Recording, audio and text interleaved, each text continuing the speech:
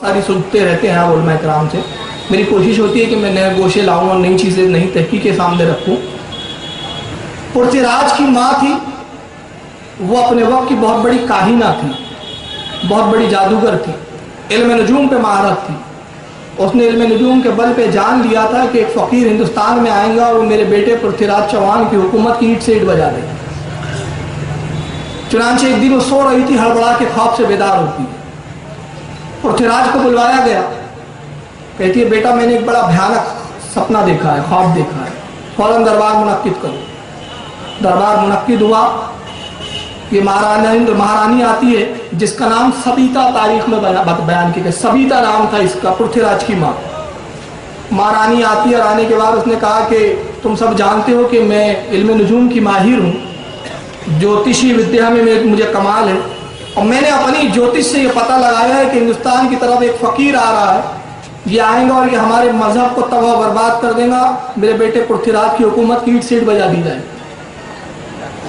लिहाजा मैं चाहती हूँ कि उसको रोका जाए, अपनी आप तदबीरें बयान करो। उसी मीटिंग में अजय पाल एक बहुत बड़ा जादूगर भी बैठा हुआ है। ये जादूगर वो है जो हुकूमत से जिसको नवाजा जाता, तनख्वाह दी जाती। पृथ्वीराज चौहान उसको बड़ा मानता था। एक बहुत बड़ा महंत, एक बहुत बड़ा महात्मा जो इनके नजदीक बहुत बड़ा इनका पुजारी जिसका नाम राम प्रकाश है, वो भी बैठा हुआ है। चुनांचे सब दरबार में बैठे हुए हैं। तो राम प्रकाश खड़ा होता है, कहता है कि महारानी साहिबा मैं माफ़ी चाहता हूँ, आपने बताया कि एक फ़कीर आ रहा है, तो एक फ़कीर हमारी इतनी बड़ी हुकूमत को कैसे तबाह कर सकता है? एक फ़कीर से डरने की क्या बात है? हमारे 2-4 सिपाही जाएंगे, उसे कत्ल कराएंगे। कहा खामोश, तुझे नहीं मालूम उस फ़कीर में कितनी रूहानी कुव्वतें हैं। अगर पृथ्वीराज की पूरी फौज भी इसके मुकाबले में आ जाए तो उस पर गालिब नहीं आ सकती। उसको अगर मारा जा सकता है तो सिर्फ धोखाबाजी और फरेब से ही मारा जा सकता है। चुनांचे एक वहां पर एक और बैठा हुआ है महंत, वो खड़ा होता है जिसका नाम भूटान है। भूटान और ये इलाका तो वहां के भूटान के बहुत बड़े ये जादूगर थे। वो कहता है कि मेरे पास एक विद्या है, ऐसे आर्टिस्ट लाए जाएं जो किसी का हुलिया बताए तो तस्वीर बना सके। जैसे आज भी होते हैं ना पुलिस डिपार्टमेंट में, ऐसे लोग हुलिया बताता है कि मुजरिम ऐसा था ऐसा, तो बना लेते स्केच करके।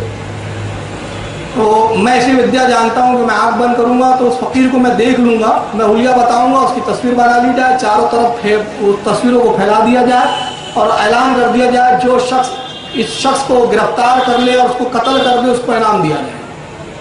4 मुसव्विर, 4 तस्वीर बनाने वाले हाजिर किए गए। ये भूटान बैठता है, उसने अपनी चालू की तपस्या जो भी उसका गुण था और उस गुण के हिसाब से उसने आंखें बंद की और ख्वाजा गरीब नवाज की शक्ल सूरत उसकी निगाहों के सामने आती है।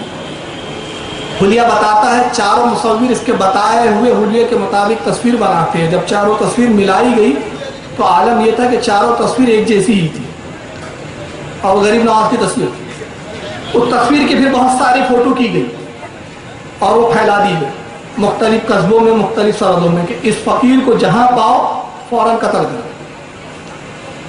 पृथ्वीराज ने बहुत बड़ा इनाम का ऐलान किया। राम प्रकाश ये जो बहुत बड़ा महंत है और बहुत बड़ा जादूगर है, ये तन्हा सरकार गरीब नवाज की खोज में निकलता है, तलाश कर रहा है, मारे मारे फिर रहा है।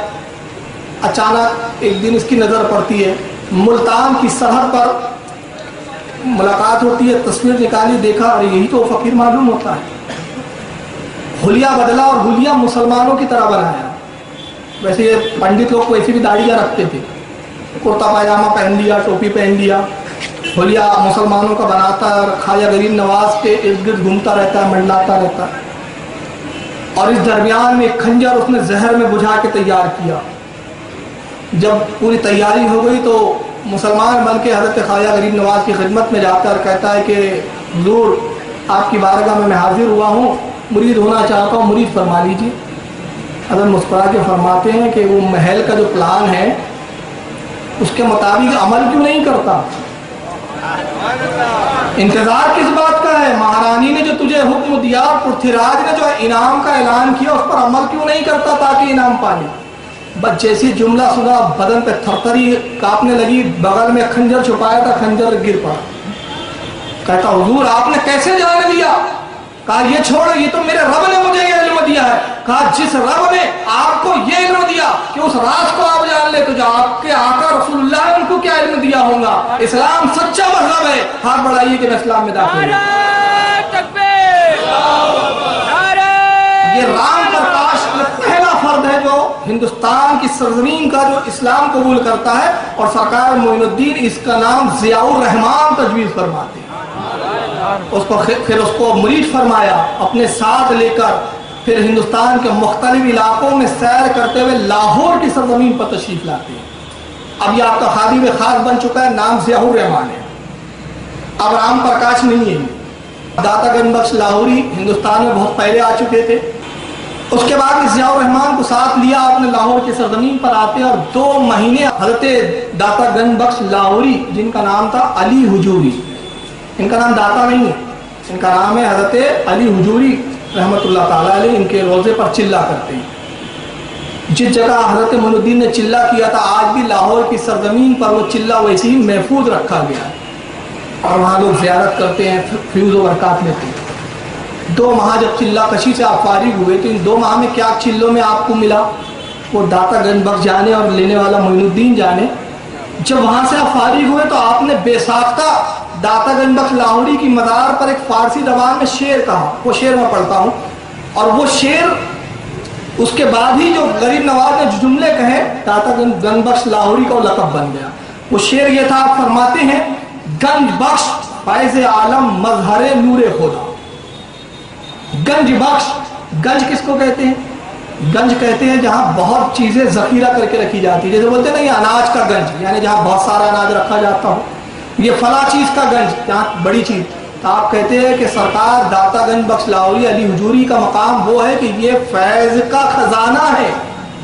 गंज बख्श ये बख्शिश का खजाना है, गंज बख्श फैज़ आलम, जिसका फैज़ पूरे आलम पर फैला हुआ है, मजहर नूरे खुदा, जो अल्लाह के नूर का मजहर है। नाकिसा रा पीरे कामिल, कामिला रा रहनुमा, ये वो है जो नाकिसों को पीरे कामिल बनाते हैं और पीरे कामिलों के रहनुमा है। ये अशार उन्होंने वहां पढ़े, और इसी को डॉक्टर इकबाल ने, जिनको ये शेर से तकलीफ हो, कुछ लोगों को क्या है ये ऐसे चीज़ों से बड़ी तकलीफ होती है, यार ये वली को तुमने क्या से क्या बना दिया।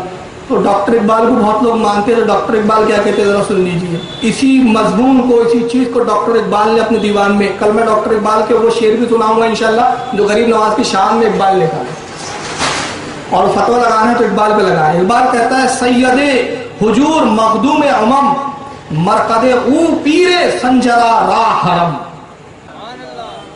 ये डॉक्टर इकबाल के तासुरात हैं।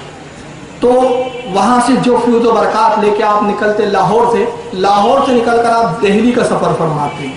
अब दिल्ली में एक दरमियान का एक शहर पड़ आता है पटियाला, अभी भी मौजूद है, वही नाम है, नाम भी नहीं बदला। पटियाला में आपने क़याम फरमाया सरकार गरीब नवाज ने। वहाँ पर एक पुजारी रहता था, और वो पुजारी जो है उसको मालूम हुआ, इस तक भी खबर पहुँच चुकी थी, पृथ्वीराज चौहान के जासूस पहुँचा चुके थे कि ऐसा सा फ़कीर हिंदुस्तान में आ चुका है, जहाँ देखो कत्ल कर दो। वो पुजारी सरकार गरीब नवाज के मुकाबले के लिए निकलता है कि ये शख्स, उसके अपने इल्म से पता चला कि वो फ़कीर मेरे इलाके में आया पटियाला में, कहा ये यहाँ आएगा तो यहाँ मुसलमान बनाएंगा और यहाँ के लोगों को हमारे मदद से हटा देगा। पहुँचा, और पहुँचने के बाद कहता है कि मोइनुद्दीन तुम्हारा ही नाम है? कहा हाँ। कहा सुना है कि तुम बहुत बड़े फ़कीर हो और तुम हमारा धर्म परिवर्तन करने आए हो, बदलने आए हो। आपने फरमाया कि मैं पैगाम मोहब्बत सुनाने आया हूँ, मेरा पैगाम मोहब्बत है, जहाँ तक पहुँचे मेरा पैगाम तो मोहब्बत है, मैं किसी को बदलने नहीं आया हूँ। तुम मुझे देखो, परखो, और तुम्हारे समझ में आए तो खुद बदल जाओ। तो उसने कहा कि आप पहले मुझसे मुकाबला कीजिए। तो कहा कि किस तरह का मुकाबला? कहा भी आप पे जाहिर हो जाता है। ये कहकर वो हवा में उड़ा। मैं यहाँ एक बात बताना भूल गया, क्योंकि बहुत सारी चीज़ें मुझे छोड़नी पड़ रही है, चाह रहा हूँ कि बहुत कुछ समेटूँ। साथ में हज़रत ख्वाजा बख्तियार काकी इस वक्त आपके साथ थे। सरकार गरीब नवाज जब निकले हैं तो साथ में बख्तियार काकी थे, नौजवानी का आलम था, और अभी आप तरबियत याफ्ता थे, तरबियत सीख रहे थे गरीब नवाज की बात। ये हवा में बुलंद हुआ हज़रत बख्तियार काकी, और ये दोनों देख रहे हैं। आप बख्तियार काकी से फरमाते, बख्तियार कहाँ तक देख रहे हो? कहा हुजूर वो एक चिड़िया की मानिंद नजर आ रहा है, इतना हवा में उड़ चुका था। आपने फरमाया आप कहाँ तक गया? कहा हुजूर अब नजर नहीं आ रहा है। फरमाया उसे आवाज दो। उसे आवाज दिया पुजारी